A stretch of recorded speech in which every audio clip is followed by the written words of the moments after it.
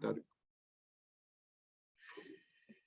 Hola, ¿cómo están? Dios les bendiga, qué bueno verlos en esta mañana. Una vez más tenemos nuestro estudio inductivo de Marcos capítulo 12, un estudio que lo comenzamos ya hace un poquito más de un año, y ahora ya estamos en el capítulo 12, así que pensamos terminar el capítulo 16, que nos faltan unos 4 capítulos más. Yo creo que nos tardará otros 4 o 5 meses para ya terminar. Pero justamente en este estudio inductivo, en Marcos capítulo 12, que ya comenzando en el capítulo 11 de Marcos, comenzamos la última semana, o sea, fíjense que en el capítulo 11 al capítulo 16 abarca la última semana, la semana de la pasión de Jesús.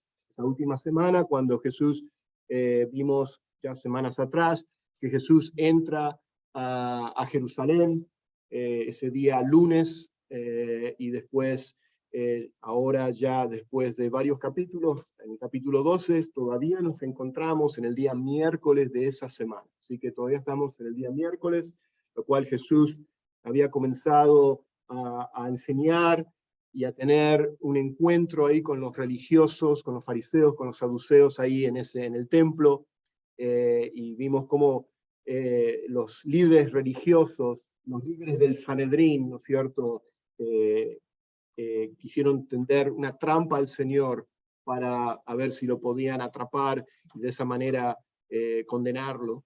Pero no era el tiempo del Señor. O sea, faltan todavía 2 días más y vamos a ver que dentro del plan eterno de Dios, o sea, dentro de que Dios es soberano, Dios no iba a permitir que el hombre iba a interrumpir o iba a cambiar el plan de Dios. Y vemos que aunque ellos intentaban ya desde el comienzo del ministerio de Jesús, ya por 2 años, los fariseos estaban atrás de él, tratando de matarlo, tratando de engañar, de hacerlo caer en alguna palabra que de esa manera ser atrapado. Y vemos que Jesús siempre estuvo en control de su muerte. O sea, él no fue, no lo mataron los judíos ni los romanos, sino que él entregó voluntariamente su vida para el rescate de nuestras vidas.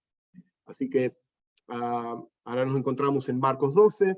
Esto es una conversación breve que vamos a ver acá. Y la semana pasada Ricardo terminó, y tan solo para enganchar y conectar los versículos, el versículo 34, ese último versículo que la semana pasada Ricardo enseñó acerca del mandamiento supremo, que fue acerca del amar a Dios. Que el amar a Dios realmente es lo que significa el ser un cristiano. Cuando nos ponemos a pensar en lo que la semana pasada Ricardo estaba enseñando acerca de ese mandamiento supremo, que por supuesto también se le acercó un escriba, un fariseo, también para atraparlo, engañarlo. O sea que las preguntas que ellos estaban haciéndolo a Jesús no eran preguntas sinceras, honestas, realmente eran para atraparlo en alguna palabra, en algo, ¿no es cierto?, técnico, para que entonces fuera aprisionado, fuera atrapado de esa manera y encarcelado. Y bueno, y vemos que en la semana pasada, hablando acerca del mandamiento supremo, el amor realmente es lo que significa el ser cristiano, un seguidor de Cristo. Algo que tenemos que entender de que nosotros le amamos a Él porque Él nos amó primero, dice la palabra. Y el amor, nuestro amor ahora hacia Dios es imperfecto. O sea que reconocemos que no le amamos con todo nuestro corazón, con toda nuestra alma, con toda nuestra fuerza, ¿no es cierto? Uno dice, wow, ni llego ni un poquito así de amarlo realmente como nos dice que lo debemos de amar. Pero es un mandamiento universal, que eso es lo que nos caracteriza de ser un seguidor de Cristo. Le amamos, a pesar de nuestras imperfecciones, a pesar de que no lo amamos perfectamente, añoramos, escuchen bien esto, añoramos el día en el cual lo vamos a amar perfectamente. Y ese va a ser el día en el cual vamos a estar en su presencia, en nuestra glorificación, en el día que estemos cara a cara con Cristo. Así que mientras tanto, de este lado de la eternidad, estamos todavía amándole, o sea, imperfectamente, pero ese es nuestro camino, ¿no es cierto? Deseamos más del Señor, deseamos, ¿no es cierto?, ser más como Él.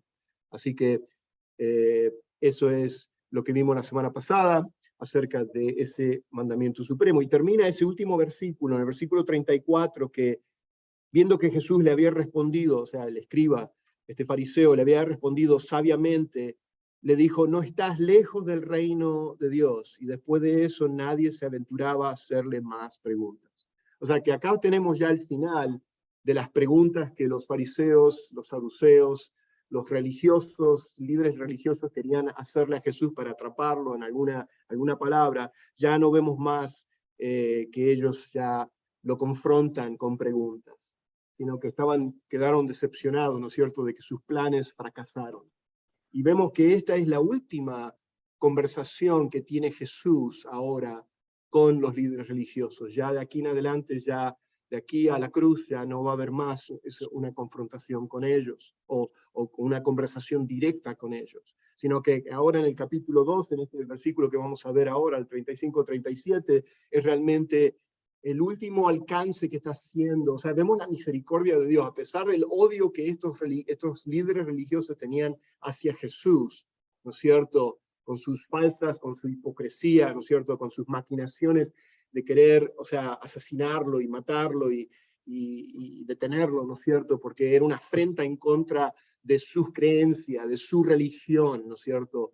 Entonces vemos que a pesar de todo eso, Jesús todavía, movido en compasión y misericordia, los trata de alcanzar, ¿no es cierto? Los trata de alcanzar con lo que vamos a ver hoy, en este tema de hoy, que vamos a ver que Jesús es, como título, se le llama Jesús, Hijo de David, Señor de todo. ¿Ok?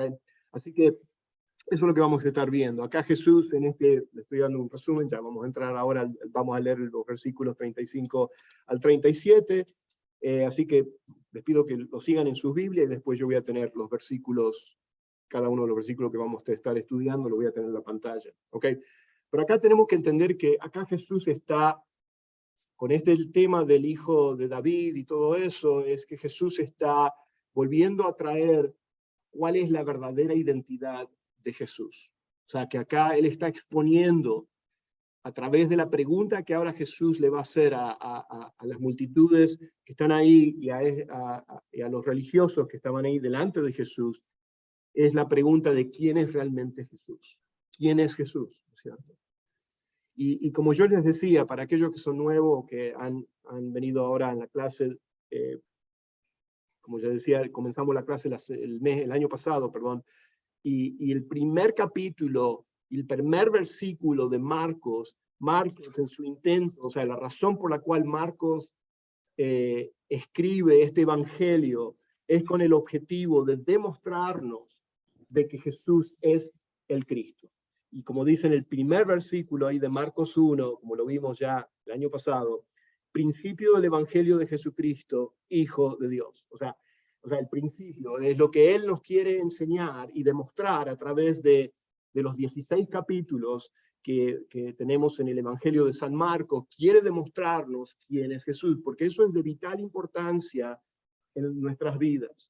Hoy en mucha gente tiene muchas diferentes opiniones acerca de quién es Jesús, pero si no podemos contestar la pregunta de quién es Jesús en nuestras vidas, entonces es de suma importancia que lo podamos hacer y saber, porque la respuesta a esa pregunta determina nuestro destino eterno. O sea, por eso es tan importante esa pregunta. Y es por eso que Jesús nuevamente trae acerca de su identidad. Y como sabemos, o sea, ¿cómo fue demostrada la identidad de Jesús? A través de, ya estoy haciendo un repaso, o sea, de Marco capítulo 1 hasta que llegamos al capítulo 12, ahora que estamos, ¿qué fue, no es cierto? ¿Quién más podía hacer eso, no es cierto? ¿Quién más podía decir, tus pecados son perdonados? O sea, ¿qué hombre, no es cierto?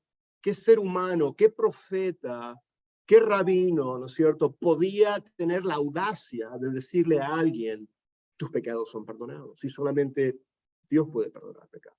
Y bueno, entonces todo eso que vimos durante todo este año que hemos estado estudiando Marcos, no, todos los milagros, toda la enseñanza de Jesús apuntaban todo acerca de su identidad, de que Él es realmente el Rey venidero, el Rey prometido, el Mesías, el Salvador. O sea, para que no quede ninguna duda en la mente nuestra, ¿no es cierto?, de la audiencia, ¿no es cierto?, ahora escrita para nosotros, pero también la audiencia que Jesús históricamente, la cual Él le estaba enseñando en ese tiempo, en ese momento, a las multitudes, ¿no es cierto?, a sus discípulos, a los líderes religiosos, todos ellos, no quedara ninguna duda, ¿no es cierto?, de que Jesucristo no era solamente un mero hombre, un profeta más, ¿no es cierto?, sino que no quedaba ninguna duda que no hay un intermedio acá, no hay un gris, no hay caminando ahí por el medio, o sea que o es realmente el Hijo de Dios, el Salvador, Dios encarnado, o era un loco lunático, ¿no es cierto?, que se puso a decir barbaridades que ninguna otra persona se atrevía a decir, y bueno, pero sabemos que no es así, sino que Jesús demostró ser quien él dijo. Vayamos al pasaje bíblico y después vamos a ir por cada versículo. Si alguien puede ser voluntario de que me lea en voz alta, versículos 35 al 37 de Marcos capítulo 12. Amén.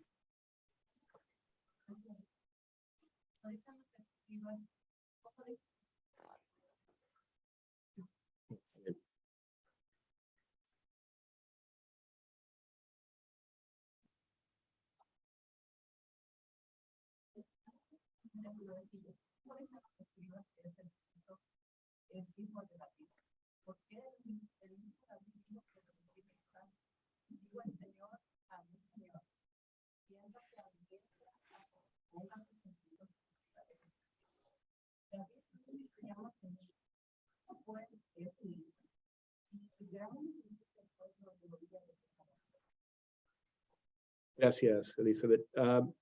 Bueno, acá vemos que Jesús, continuando, estando en el templo este día miércoles, acá tenemos los eventos que han ocurrido durante esa semana y hasta el día miércoles, y tenemos que todavía nos encontramos en los atrios del templo, como se acostumbraba los rabinos, los sacerdotes a enseñar ahí en los atrios. Jesús está caminando, las multitudes lo están siguiendo, ha sido confrontado ya por varias ocasiones, primeramente por los saduceos, los herodianos, los fariseos, después los saduceos preguntándole acerca de la resurrección, ¿no es cierto?, siendo que ellos no creían en la resurrección, y después acerca de si era lícito dar impuestos al César o no, y esas confrontaciones que él tuvo de que con qué autoridad él hacía lo que él hacía, con el hecho de que él había echado fuera a los cambistas, ¿no es cierto?, el día martes, había purificado el templo, y lo cuestionaban su autoridad. Se dan cuenta que hasta ese punto todavía, nadie creía que él era el Mesías, a pesar de que este título de Hijo de David, que es el tema de hoy, y es el título que tienen ahí en sus Biblias, Jesús, Hijo y Señor de David, es un título mesiánico. Y hay dos maneras de interpretar ese título, de que cómo es que se le dice a Jesús que es Hijo de David, ¿no es cierto? Pero solo para refrescarle su memoria, su mente, ¿se acuerdan quién había llamado, o gritado, mejor dicho, a Jesús como Hijo de David? Los enfermos. Específicamente en Marcos nos menciona que hubo un ciego Bartimeos, un ciego quien lo llamó de esa manera. También tenemos, creo que es en Mateo, tenemos a la mujer cananea, que su hija estaba endemoniada, y que ella, fíjense, una mujer que era pagana, una mujer que no era judía, sabía o había escuchado, había oído acerca de Jesús, y lo llama con este título de Hijo de David. Para nosotros nos es un poco extraño, ¿no es cierto?, de que escuchar de que a Jesús se le mencionaba como Hijo de David, y tenemos que entender de que hay un significado de eso, ¿ok? O sea, tiene su interpretación literal. O sea, Jesús era literalmente de la descendencia del rey David, como nos dice Mateo 1, o Lucas, creo que es Lucas 4, en la genealogía, creo que es Lucas 4. En Lucas 4 o 3. 3:23. En las dos genealogías que tenemos registradas en los evangelios, ellas nos hablan acerca de que Jesús era el Hijo de David. Ahora, ¿Qué importancia tiene eso, no es cierto? Porque tú dirás, me estás diciendo, bueno, ¿qué significado tiene eso de que Jesús se les llame hijo de David? Tiene un significado sumamente importante, porque nuevamente es acerca de quién es Jesús, de su identidad. O sea, y acá estamos hablando de que si Jesús era meramente un hombre más, un profeta más, o como a muchos hoy en día se refieren acerca de Jesús, de que era un buen hombre, o que era un maestro, y un profeta, ¿no es cierto? Pero cuando nosotros como seguidores de Cristo, como cristianos, nosotros creemos que más allá de que Jesús era 100% hombre, Jesús es también 100% Dios, o sea, completamente Dios y completamente hombre. O sea que en la encarnación, Dios se hizo hombre. Y era la única manera, ¿no es cierto?, de representarte a ti y a mí. Porque como seres humanos, ¿no es cierto?, necesitábamos a alguien que nos representara delante de Dios el Padre, que cargara nuestros pecados, tu culpa, mi culpa, mis pecados, tus pecados, para que entonces Él cargara, ¿no es cierto?, el castigo de Dios que merecíamos todos nosotros fuera cargado por Cristo en la cruz. Y para eso Jesús tenía que encarnarse, tenía que ser hombre, pero a la vez también nunca dejó de ser Dios, porque el único quien es perfecto, santo, y el único quien nos podía salvar a ti y a mí, que pudiera tener un valor eterno, eterno estoy hablando, era Dios mismo, porque Dios es eterno. ¿Se dan cuenta que por eso que no podía ser meramente un hombre ser sacrificado? Por eso que los sacrificios de los animales eran temporales, eran tan solo una sombra que apuntaban al sacrificio final, al sacrificio que iba al Cordero de Dios, realmente, que iba a quitar pecados del mundo.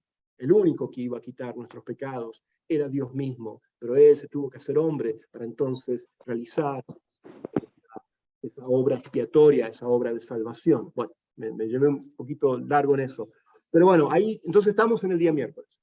Pero me encanta, bueno, como yo decía, Mateo 1 nos habla acerca de la genealogía, y tan solo para leerle lo que dice Mateo 1, en Mateo 1 nos habla acerca de, comienza Mateo diciéndonos, para que ustedes sepan, de que esto era algo muy conocido en el tiempo de Jesús, era muy conocido para los judíos, o sea, es un poco extraño para nosotros, pero es conocido para ellos, porque en el libro de genealogía de Jesucristo dice, hijo de David, hijo de Abraham, y así comienza Mateo. Mateo comienza saliendo del corral, como diríamos, saliendo directamente, diciéndonos, acá tenemos a Jesús, que es descendiente de David, él es hijo de David en el sentido literal de que él viene de la genealogía de la descendencia de David. Entonces nos apunta a su humanidad, de que él es descendiente viene del rey David, pero a la vez también ese título que hijo está en mayúscula, nos apunta también a su deidad, porque como vamos a ver ahora en un ratito más, el Salmo 110, que es el salmo que Jesús está trayendo la pregunta, ¿no es cierto?, a los fariseos que conocían todo eso, él hace esa pregunta, y hace una pregunta muy sincera, muy honesta, a diferencia de los fariseos y los saduceos, que la pregunta que ellos estaban haciendo era hipócrita, era para atraparlo. Jesús ahora hace una pregunta realmente sincera para alcanzarlos. Y por eso que el título acá de la primera parte de este versículo 35 que vamos a ver ahora es la invitación final. Realmente es como la última, es el último oportunidad que le está dando Jesús a estos líderes religiosos, y también a las multitudes que estaban ahí siguiéndolo a él, porque a los dos días Jesús iba ya a morir en la cruz.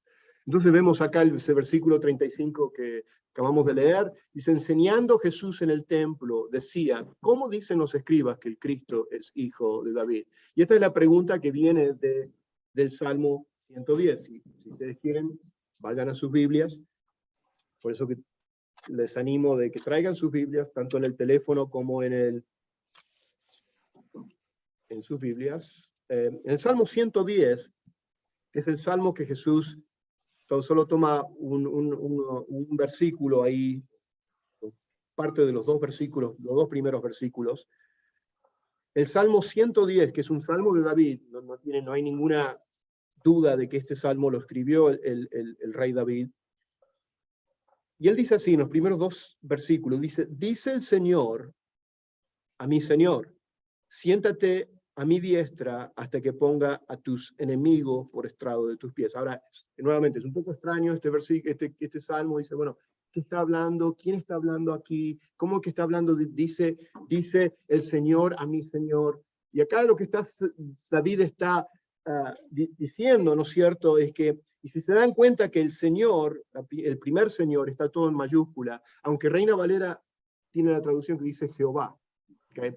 Pero en mi Biblia acá, en esta traducción, la Biblia de las Américas, tiene Señor con mayúscula. Todas las letras están en mayúscula. Y cuando dice el Señor a mi Señor, el segundo Señor está con mayúscula en la primera letra, S, y después es todo con minúscula. Hay una diferencia acá, porque cuando aparece en la Biblia, la palabra Señor, todo con mayúsculas, se está refiriendo al nombre de Dios, al nombre Jehová. Por eso que algunas traducciones dice literalmente Jehová.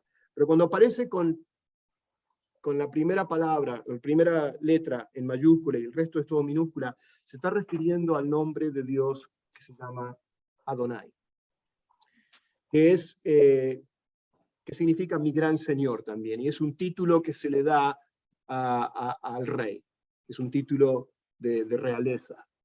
Entonces, acá está hablando, y acá para tan solo resumir, en el Salmo 110, es un salmo que se le llama mesiánico, es un salmo profético, es un salmo en el cual acá está hablando la Trinidad. Acá está hablando Dios el Padre, está hablando refiriéndose a Dios el Hijo. Cuando dice el Señor, acá David está diciendo, dice Dios, Jehová, a mi Señor, a Adonai, que es Jesús, siéntate. Acá hay una conversación que David está escuchando, bueno, por inspiración del Espíritu Santo, que después Jesús confirma eso en lo que acaba de decir que Jesús a la audiencia. Le está diciendo, o sea, está diciendo, Dios el Padre le está diciendo a su Hijo, siéntate, dice, a mi diestra, que es el lugar de poder, es el lugar de autoridad, ¿no es cierto? Y sabemos que ahora, después de la resurrección y después de la ascensión, ¿dónde se encuentra Jesús ahora? A la diestra del Padre. ¿Y qué está haciendo a la diestra del Padre? Intercediendo por nosotros. Amén. A la fecha de hoy, hasta la fecha de hoy, tenemos a Jesucristo, nuestro Salvador, intercediendo por nuestras vidas cada día. Amén. Bueno, y eso es lo que este Salmo 110, que Jesús hace referencia o hace esta pregunta, porque era muy conocido para los judíos, pero para que ustedes tengan un poquito de entendimiento, el judío tenía un conocimiento del Mesías, que era tan solo, iba a ser el Mesías en la mente del judío, en la mente de estos religiosos, en la mente de las multitudes que Jesús estaba hablando en este momento. Ellos tenían una enseñanza errónea, no bíblica, de que el Mesías iba a ser un hombre poderoso, un descendiente de David, ¿no es cierto? Otro rey que se iba a levantar en Israel para restaurar, ¿no es cierto?, la gloria pasada de Israel, como fue en el tiempo de David, ¿no es cierto?, que iba a echar a patada a los romanos, iba a restaurar a Israel y todo eso. Bueno, esa es en la mente de ellos, que tenían de que realmente Jesús, el Mesías, iba a venir. Por eso que les chocó, ¿no es cierto? Y aún los mismos discípulos, como que, ¿qué pasó acá? ¿No es cierto? Pensábamos que el reino de Dios iba a estar restablecido ahora, en este momento. Pero Jesús venía a establecer su reino en su primera venida, como yo les dije allá hace tiempo atrás, en los corazones de cada persona. Pero Él vendrá en su segunda venida a establecer su reino físicamente aquí en la tierra. ¿Ven? Así que bueno, esa es la gran diferencia. Ellos pensaban que Él venía tan solo a restaurar físicamente un reino, y que solamente venía para los judíos, ¿no es cierto?, a restaurar la nación de Israel. Pero estaban errados, y por eso que Jesús trae esta pregunta. Porque en estos últimos momentos, lo más importante, a 2 días de la cruz, ustedes dirán, Jesús puede haber hablado de muchas otras cosas, pero en esta ocasión, acá, en este momento, Él está haciéndole la pregunta acerca de quién es Jesús. ¿Quién soy yo? O sea, a las multitudes, a los líderes religiosos, a sus discípulos. O sea, la importancia que tiene de responder esa pregunta de quién es Jesús es de suma importancia. Tu destino eterno depende de la respuesta a esa pregunta. Si tan solo tú dices, bueno, yo creo en Jesús, sí, bueno, Él murió en la cruz, y bueno, y sí, pero si tú no respondes esa pregunta de que Él es mi Salvador, porque reconozco que soy un pecador, que estoy destinado a un destino eterno, separado de un Dios que es santo, y que yo necesitaba un Salvador que viniera a salvarme y morir por mis pecados, y recibirlo por fe, y nacer de nuevo, ¿no es cierto? Entonces, podemos cuestionar entonces de que si realmente tú eres un seguidor de Cristo o no eres un seguidor de Cristo, porque si no podemos responder esa pregunta, entonces es de suma importancia que podamos saber cómo pasó, ¿no es cierto?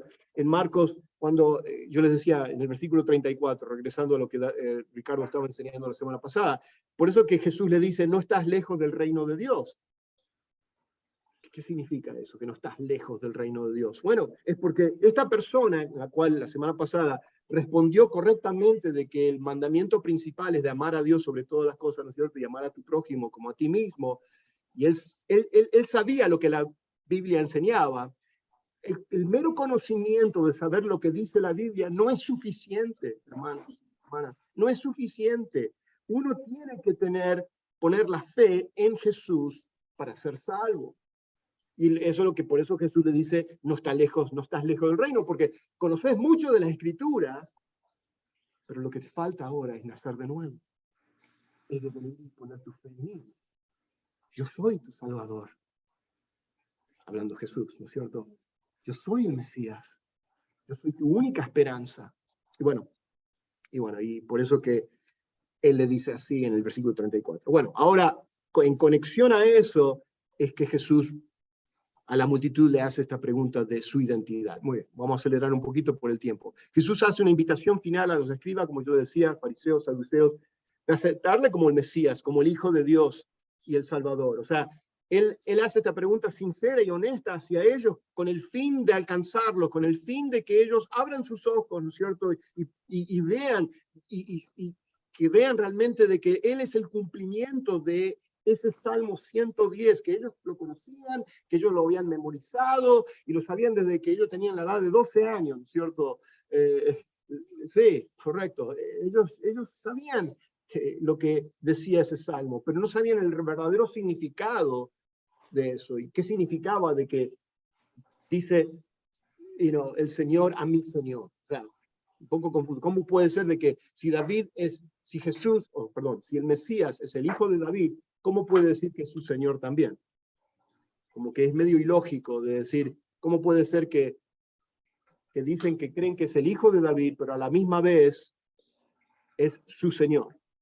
O sea, no tiene sentido, ¿no es cierto? A menos que entendamos realmente cuál es el significado del Salmo 110 y lo que eso significaba, de que acá no estamos hablando de un mero descendiente de David, ¿no es cierto? Un hombre más, un rey más, ¿no es cierto?, que iba a aparecer, sino que está hablando de el Hijo de Dios, Dios encarnado. Okay. Eso es lo que está ocurriendo acá. Y eso es lo que Jesús quería comunicarles a ellos en esta última invitación que le está haciendo. A pesar de todo el rencor, odio que ellos tenían, ¿no es cierto? A pesar de todo este tiempo que había pasado, estos más de 2 años, ¿no es cierto? 2 años y medio que ya habían pasado de que los fariseos estaban confrontándolo y lo querían matar. ¿Se acuerdan en ocasiones en Nazaret cuando lo quisieron tirar ahí del precipicio, del barranco, ¿no es cierto? Y Jesús pasa delante de ellos. O sea, ahí demostrándonos de que Él es el Señor, Él es Dios encarnado, de que Él está en control de los tiempos, ¿no es cierto? Y bueno, ya vemos, a pesar de todo eso, Jesús siguió siendo compasivo hacia ellos. O sea, vemos la compasión y el amor de Dios. Y eso es lo que nos demuestra que el Hijo de Dios, Jesús, ¿qué nos dice? Él no se complace, perdón, con la muerte, en la muerte de los malvados. Él no quiere ver la destrucción de los inconversos. Aunque ese es el fin, ¿no es cierto? Porque su justicia así lo determina. Ese es el fin de aquellos que no son salvos, que no han aceptado a Jesús, que han rechazado a Jesús como su Señor y Salvador.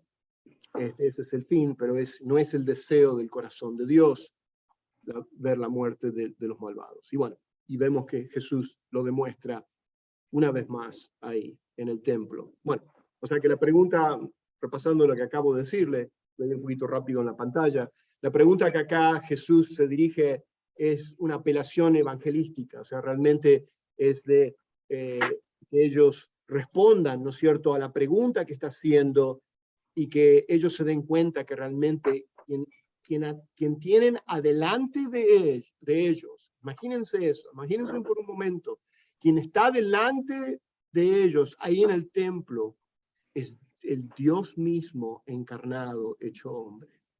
Wow, o sea, el hecho de no haberlo visto es algo que a mí, mi mente a veces no lo puedo comprender, ¿no es cierto? De que, imagínense eso, Dios hecho hombre delante de ellos en ese momento, hablándoles, y ellos como nada, como si no fuera nada. Y es exactamente lo que pasa hoy en día, cuando, o sea, que no lo tenemos que tener físicamente a Jesús, pero cuando hablamos del Evangelio y hablamos acerca de la salvación, mucha gente como nada, o sea, ahí están, vienen a la iglesia, o alguien nos puede traer, son visitas, o personas que vienen tal vez domingo tras domingo, ahí están con su teléfono, están distraídos, están escuchando el sermón, qué bonito, qué lindo, y se van y como que nada, ¿no es cierto? Como que nada. Y siguen en su oscuridad, en las tinieblas, o sea, porque nunca, o sea, han experimentado, ¿no es cierto?, el nuevo nacimiento de reconocer su salvación. Sí.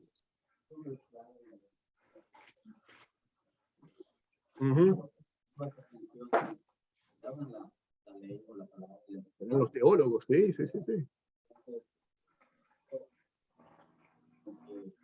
Pensando de que estos no interpretaban bien, cuando les explicaban a ellos, preguntan quiénes dicen sus escribas, los escribas no entendían también la idea completa de correcto. Y enseñan vamos a aprender la palabra, que entendían la palabra de Dios. Buen punto, o sea, la enseñanza, correcto. Sí.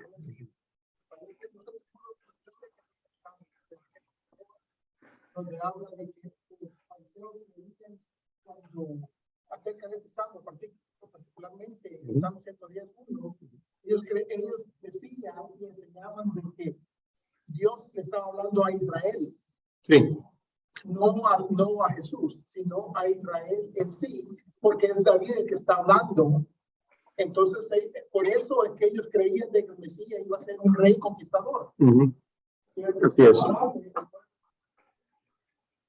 Que este Mesías iba a ser un señor de David.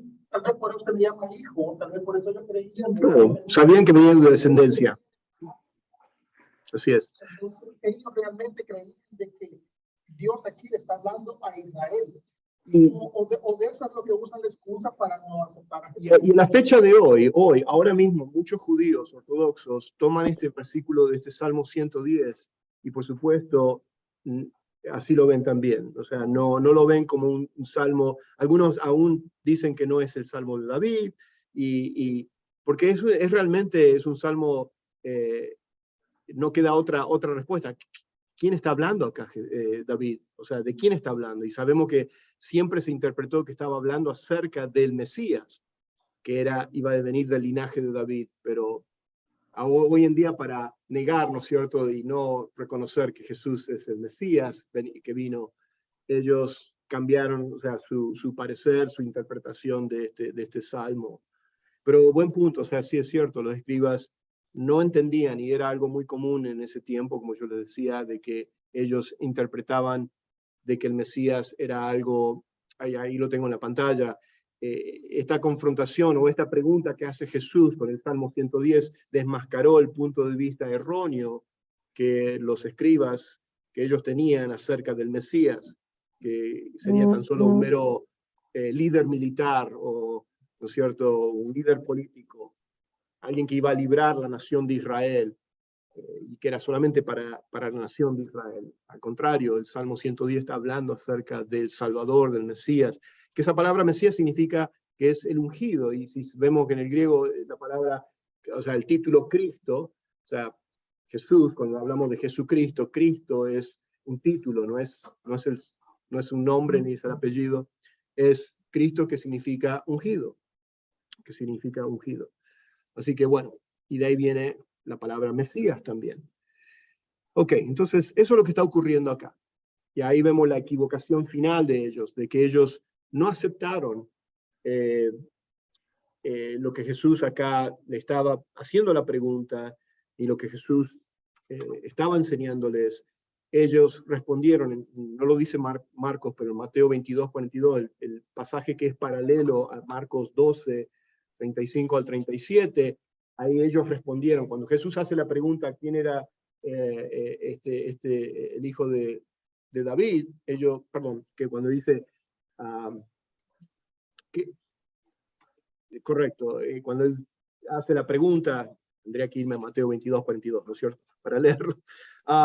Es precisamente, ellos contestan correctamente, dicen, es hijo de David o descendiente de David. Y ahí en el 22:42, cuando dice, diciendo cuál es vuestra opinión sobre el Cristo, o sea, sobre el Mesías, dice, ¿de quién es hijo? Ellos, dice, le dijeron, los que escriban, los que estaban ahí, dice, ellos le dijeron, de David. Ok, perfecto, ok, si es de David, entonces, ellos cayeron en su propia, no trampa, pero que no era una trampa, era una pregunta sincera. Por eso que él dice, entonces, ¿cómo es que David en el Espíritu, o sea, bajo la inspiración del Espíritu Santo, cuando él está escribiendo el Salmo 110, cómo entonces que David dice, le llama Señor? No tiene sentido. Entonces, ellos, y después Marco, como terminamos de leer, ellos se quedaron mudos, no dijeron nada, no respondieron absolutamente nada a esa pregunta. Y era una pregunta tan válida y tan importante de que ellos, si realmente querían saber de la verdad, y hablando lo que decías acerca de los escribas, que eran los intérpretes de la ley, que eran los teólogos de ese tiempo, eran los maestros, los rabinos, ¿no es cierto? Si realmente tú estás en búsqueda de la verdad de Dios, entonces vas a querer saber, ¿no es cierto?, el significado de eso. Pero ellos no estaban realmente, porque no amaban la verdad. Ellos realmente no amaban a Dios como había correctamente contestado el escriba en el capítulo anterior, perdón, los versículos anteriores de la semana pasada. Especialmente en ese tiempo, un padre nunca le iba a llamar a su hijo Señor. No, buen punto. Sí, sí, sí. Sí, sí. David dice, el Señor dijo a mí, Señor. O sea que no queda ninguna duda, ¿no es cierto? Ellos deberían haber respondido a eso, ¿no es cierto? Decir, wow, nunca lo habíamos visto de esa manera, ¿no es cierto? Sí, sabemos que es el hijo de David, porque viene de la descendencia, pero el hecho de que David lo llama su Señor, está hablando de divinidad acá, está usando el nombre, título de Dios Adonai. ¡Wow! ¿Qué está pasando acá, no es cierto? No es un mero hombre. Nuevamente, para nosotros es un poco extraño porque no somos de ese, pero para el judío no lo era y para la audiencia de Jesús no lo era. Por eso que estoy explicando todo esto. Y el Salmo 89, otro salmo del cual ellos sabían y conocían y lo sabían de memoria, dice, ahí lo declara, está en la pantalla, dice, pacto con mi escogido, juré a David mi siervo, esta es la promesa, diciendo, para siempre confirmaré tu descendencia, edificaré tu trono por todas las generaciones. Una vez he jurado por mi santidad y no mentiré, a David, su descendencia será para siempre. Y claro, acá está hablando del trono de Dios, su trono como el sol delante de mí, como la luna será firme para siempre y como un testigo fiel en el cielo. Está hablando de Jesús, ¿no es cierto? Como el rey prometido, el rey venidero, pero el rey eterno, el rey de reyes, el señor de señores, que después de la ascensión vino a establecerse y sentarse en su trono a la diestra del Padre. O sea, ese salmo es un salmo profético nuevamente, ¿no es cierto?, que apunta a Jesús y de su descendencia de David. Pero vamos a continuar porque ya se nos va el tiempo. Y acá está los últimos dos versículos que leímos. Dice, porque el mismo David dijo, o sea, acá está nuevamente, cuando Jesús hace la pregunta de quién es hijo, y ellos contestaron, en Mateo 22:42, contestaron, hey, es de David. Acá entonces él dice, acá Jesús dice, porque el mismo David dijo por el Espíritu. Interesante, que acá Jesús está confirmando, a diferencia de que hoy en día muchos teólogos dicen que no es el Salmo de David, habría una contradicción acá. Jesús dice que era de David, y dice que fue inspirado por el Espíritu Santo, David, al escribir el Salmo 110. ¿Cómo es que hay teólogos hoy en día que niegan eso, ¿no es cierto? Se creen más, o sea, superior a Jesús, ¿no es cierto? Saben más que Jesús, o que Jesús se equivocó. Claro. La arrogancia, ¿no es cierto?, de mucha gente hoy en día, de creer que ellos saben más. Y bueno, y dice, David dijo por el Espíritu Santo, dijo el Señor a mi Señor, siéntate a mi diestra hasta que ponga a sus enemigos por estrado de tus pies. David mismo lo llama Señor. Acá está diciendo Jesús. ¿Cómo pues es su hijo? ¿No es cierto? Y esperaríamos algo que los escribas tendrían que haber dicho, así, tenés razón. ¿Cómo es eso, Señor Jesús? No, se quedaron callados. Porque sabían que apuntaba a él. Porque acuérdense, las multitudes, un día anterior, el día martes, perdón, el día lunes, cuando Jesús entra en Jerusalén, ¿qué estaban cantando las multitudes? ¿Hosana qué? Al hijo de David. Al hijo de David. O sea, ahí mismo ellos estaban cantando las multitudes.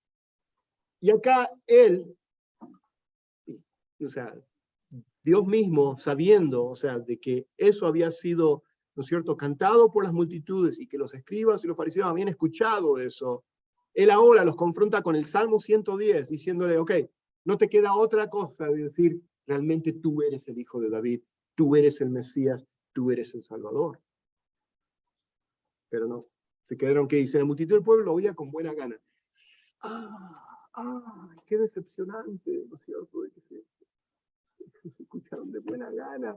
No es suficiente escuchar de buena gana. Si no pones tu fe y tu confianza y tu dependencia en Jesús, ¿de qué vale que te diga, qué bonito el mensaje, hermano? Realmente, cómo me gustó. Pues fe sin obras. Así que bueno, el Salmo 110 es ese salmo mesiánico, repasando lo que ya les acabo de decir, que se menciona varias veces en el Nuevo Testamento, y bueno, hay un gallito que está cantando, creo. Hola Nora, ¿cómo estás? Si podrías poner en mute. Gracias, hermana. Muchas gracias. Yo digo, ¿cómo me está tratando de despertar hoy en día? Perdón para aquellos que van a ver este video. Esto es en vivo, o sea, no hay manera de editar los sonidos.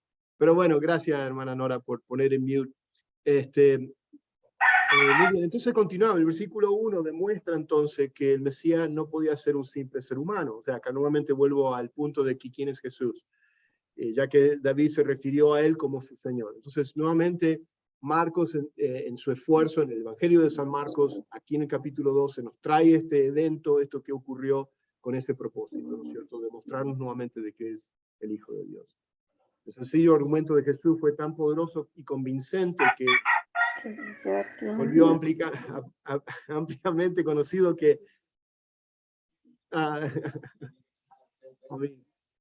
sí. Ay, hermano, no vamos a negar a nadie acá. Te canta el gallo 3 veces, ¿no es cierto?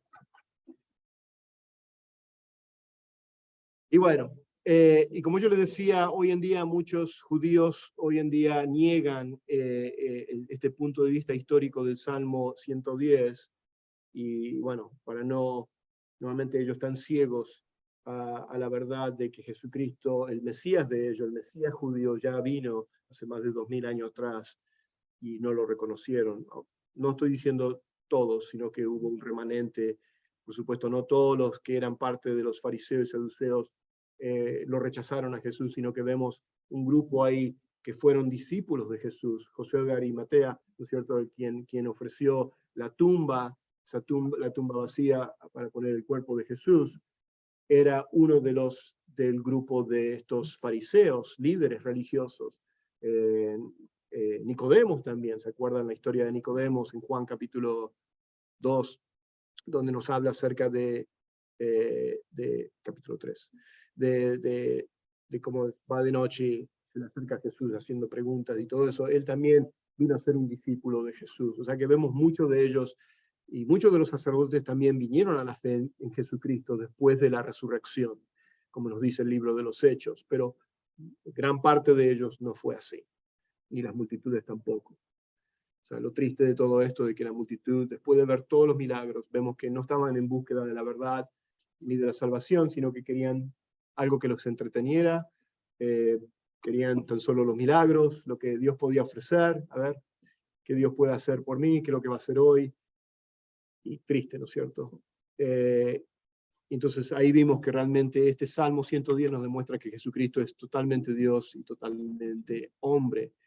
O sea, ahí vemos, y eso es vital, ¿no es cierto? Porque no puede haber una contradicción en eso. No podemos decir, bueno, yo creo en Jesús, pero era un buen hombre. Porque eso es lo que pasa con las sectas hoy en día. Hoy en día los testigos de Jehová, los mormones, como otras sectas más, dicen que creen en Jesús, pero tenemos que entender que tenemos que saber cómo definir, cómo ellos definen quién es Jesús, ¿no es cierto? Porque el Jesús de ellos no los puede salvar. Aunque ellos te digan que ellos creen en Jesús, el Jesús de ellos es meramente un hombre, un ser creado, una creación y no el Dios encarnado. O sea, gran diferencia, gran diferencia. O sea, hay una brecha de una eternidad que nos separa ahí de creer que Jesús como mero hombre o criatura versus siendo Jesús Dios encarnado, totalmente Dios. Porque ahí vamos al punto, y ya termino con esto. Jesús aceptó adoración, aunque enseñó que solo a Dios se le debe adorar. ¿Se estaba contradiciendo Jesús? ¿Estaba blasfemando Jesús acá? Él acepta la adoración, pero a la misma vez él dice que solamente a Dios se le tiene que adorar. ¿Qué está pasando acá? Y si Dios se convirtiera en hombre, entonces, ¿qué estaríamos esperando, ¿no es cierto?, de ver en Jesús? Pueden pensar eso. Si Dios se convirtiera en hombre, ¿qué esperaríamos de ver en ese hombre, en esa persona, ¿no es cierto?, como ser humano, totalmente ser humano, como hombre, pero totalmente Dios? ¿Qué esperaríamos ver? Bueno, número uno, si Dios se convirtiera en hombre, esperaríamos que no tuviera pecado, porque Dios sabemos que es absolutamente santo y no hay pecado en Dios. Entonces, la persona que es Jesús, esperaríamos entonces que él no tuviera pecado, y realmente así lo fue. Él tenía el poder, no solamente él fue sin pecado, y él mismo,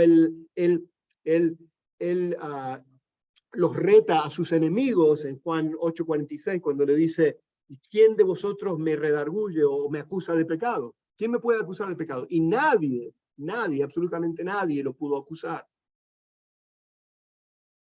No solamente no lo pudieron acusar, sino que él también tenía el poder ¿de qué? De perdonar pecados. O sea, imagínense eso. Entonces, check número uno. Ok, pasó esa prueba. Si Dios, ahí está en la pantalla, se convirtiera en hombre, esperaríamos que sus palabras fueran las más grandiosas jamás pronunciadas, con tanta sabiduría que la gente se quedaría boca abierta. Y así fue. Las multitudes se quedaban anonadadas, decían, nunca hemos escuchado a alguien hablar de esta manera. Se quedaban asombrados. Entonces, otra cosa ahí, Dios es omnisciente, es omnipotente, omnipresente, pero en este caso como omnisciente que es Dios, o sea, lo conoce todo, Jesús así lo demostró. O sea que nadie podía refutar eso. Otra check número 2, ahí pasa esa prueba. Si Dios se convirtiera en hombre, esperaríamos que demostrara poder sobrenatural, ¿no es cierto? ¿Qué más podríamos estar esperando? De que si Él es Dios, el creador del universo, el Dios todopoderoso, que ahora viene a ser un ser humano, o sea, viene a tomar un cuerpo humano, entonces esperaríamos que Él tuviera poder, ¿no es cierto? Que Él pudiera hacer cosas sobrenaturales. No estos milagros de que Dios sanó de dolor de cabeza o ya hay, ahora ya columnas. No estos, ese tipo de milagros que no se pueden comprobar, ¿no es cierto? Que hoy en día los charlatanes están ahí en la televisión vendiendo sanidades falsas, ¿no es cierto? No estoy negando de ninguna manera que Jesús y Dios sana, ¿no es cierto? Pero Dios no está sanando a través de esos charlatanes. Okay. Sí.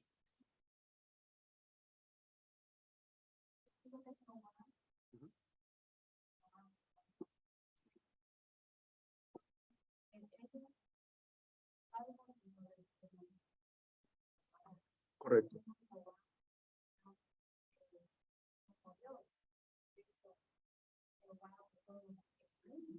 Claro, decimos, ok, entonces ellos no son salvos, porque número uno, ellos no creen en una salvación por fe, por gracia, por medio de la fe, ¿no es cierto? Número uno es eso, ellos creen en una salvación de obras. Aunque ellos dicen que creen en Jehová, como yo les decía, tenemos que definir en lo que creen. Mucha gente hoy en día dice que creen en Dios. ¿Cuánta gente hoy en día podemos preguntarle, decir, ¿tú crees en Dios? Y te van a decir que sí, por no decirte que son ateos o escépticos o lo que sea, ¿no es cierto?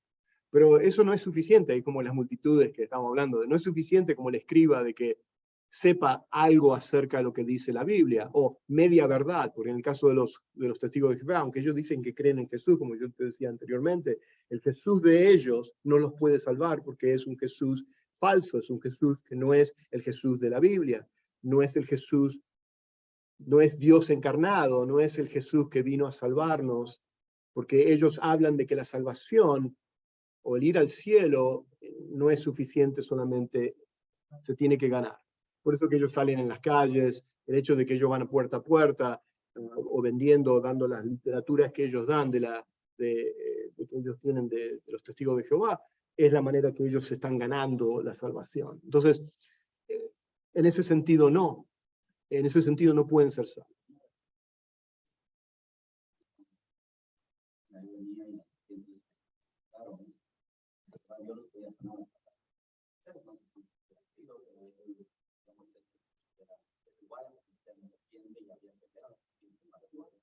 La serpiente de bronce, sí. Claro. Ahí está, y es el tipo de la cruz, ¿no es cierto? De que... Así es. Porque tú estás hablando allí en Hechos, me acabo de acordar esta historia donde Pablo anda a un poco y en Grecia ellos dicen, los dioses han bajado. Ajá. Sí. No, me acuerdo, sí. Así es. Es exactamente. Y vemos o sea, ¿quién más puede pararse en medio de una tormenta, en una barca? Y lo vamos a experimentar cuando vayamos a Israel y estemos en medio del mar de Galilea y estemos ahí, se levante una tormenta. Eso nunca me voy a olvidar. Cuando tuvimos un estudio bíblico así corto, o sea, de una meditación y un estudio bíblico en medio del mar de Galilea. Paramos la barca en medio del mar de Galilea, ¿no es cierto? Y el tema la enseñanza fue justamente la enseñanza de cuando Jesús, cuando Pedro camina sobre las aguas y se levanta esa tormenta en medio del mar de Galilea, y todos estaban mirando, o sea, a ver cuando venga esa tormenta. Porque de costumbre, como dicen en Galilea, es muy común que esas tormentas vienen de repente del mar Mediterráneo, se levantan y vienen hacia el mar de Galilea. Bueno, no quiero asustar a aquellos que van a ir conmigo de que eso va a ocurrir. Bueno, tenemos salvavidas no. Yo sé, pero vemos, pero imagínense eso, que Jesús se levante y le hable a la creación, porque Dios, siendo el creador de todo, su misma creación tiene que someterse, ¿no es cierto? Como esa canción que cantamos, ¿no es cierto? Es hermoso. Bueno, y vemos eso, si Dios se convirtiera en hombre, esperaríamos que ejerciera profunda influencia, ¿no es cierto?, sobre la humanidad. Y hasta la fecha de hoy, después de más de 2000 años, todavía estamos hablando de Jesús. O sea, cambió el mundo entero. Y si Dios se convirtiera en un hombre, esperaríamos entonces que manifestara el amor, la gracia, la bondad, la misericordia, ¿no es cierto?, la compasión, la justicia, el juicio y la ira de Dios. Y así fue con Jesús. O sea, él demostró todo eso. O sea que de la manera, al ver a Jesús, nosotros podemos entonces entender a Dios. Y de la manera que nosotros, porque Dios nadie lo vio. Entonces podemos comprender el amor, la compasión, la misericordia de Dios a través de la persona de Jesús. ¿Cierto? Y lo que Él expresó y lo que Él nos enseñó. Conclusión ya terminando, porque quería ya terminar. Es triste la conclusión. Es muy triste. Es decepcionante, como ahí puse en la pantalla. ¿Por qué es decepcionante? Porque, ¿qué nos termina diciendo? La multitud lo escuchaba con gusto. Era para que se cayeran de rodillas. llorando y diciendo, Señor, ten misericordia de mí. Qué hermoso, Señor, de poder verte, poder saber que tú estás acá presente con nosotros. Pero la multitud, como hoy en día vemos, tanta gente, ¿no es cierto?, que escuchan y como si fuera nada, ¿no es cierto?, como que, bueno, no me interesa. Y fue decepcionante y trágica la apatía de la gran multitud del pueblo, que tan solo buscaban milagros, que simplemente le oían de buena gana, pero que 2 días después, esta misma multitud iba a estar gritando, crucifícame. Qué triste, ¿no es cierto? Algunos le odiaron, otros fueron entretenidos por él. Al parecer, ninguno de ellos se postró en la presencia del Todopoderoso, de Dios Todopoderoso, encarnado, para arrepentirse y confesarle como el Señor y el Salvador de sus vidas. Porque esa es la respuesta que esperaríamos. Y como nos damos cuenta, no siempre ocurre así. Y si no le ocurrió a Jesús, es algo que yo siempre me recuerdo a mí mismo cuando tengo oportunidad de predicar. Digo, Señor, si no te escucharon a ti, o sea, porque a veces uno se va a decepcionar, bueno, no hubo nadie que recibió al Señor, o no hubo nadie que respondiera, o no hubo nadie que se acercara al centro de los próximos pasos, ¿no es cierto?, a venir a recibir a Jesús. Yo digo, si Jesús estuvo ahí en el templo, o sea, hoy en día pasa lo mismo, pero entendemos una cosa, que solamente Dios puede salvar.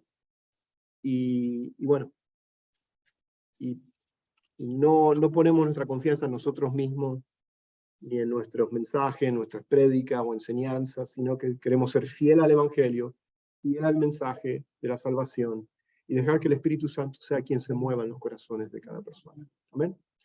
Amén. Bueno, ¿alguna otra pregunta?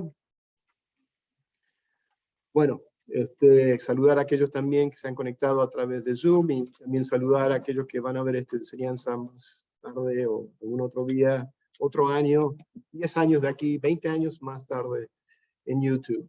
Que el Señor les bendiga y nos podemos ver ya muy pronto, la semana que viene. Dios quiere, continuando con nuestro estudio de Marcos capítulo 12, terminando ya.